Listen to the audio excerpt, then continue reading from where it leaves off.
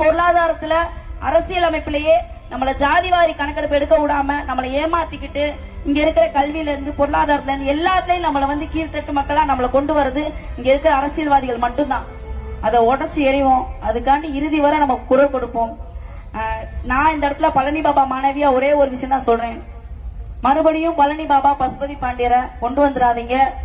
நீங்க ஒரு பழனி பாபா ஒரு பசுபதி பாண்டியரை உங்களுடைய அமைதியா ஆக்க வச்சிட்டீங்க. திருப்பி எங்களுக்கு பட்டியல் வெளியேற்றம் கொடுக்கலன்னா பட்டியல் வெளியேற்றத்தின் தந்தையே எங்க அத்தா பழனி பாபா பசுபதி பாண்டியர் தான். அதுக்காண்டி எங்களிடத்த குரல் கொடுக்க வச்சிடாதீங்க.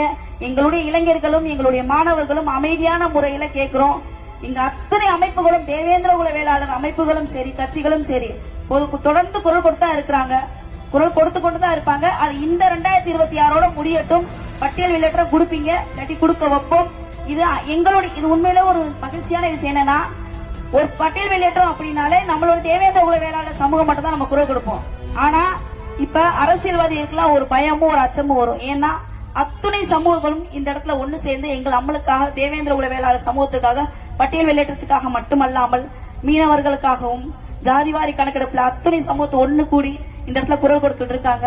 கண்டிப்பா குரல் கொடுத்து இது வெல்லும், இது வெல்ல வைப்போம். இது தமிழர் அதிகாரம் வெல்லட்டும், தமிழ் தேசியம் வெல்லட்டும். பழனி பாபா மாணவியின் சார்பாகவும் அன்புடன் கேட்டுக்கொள்கிறேன். நன்றி.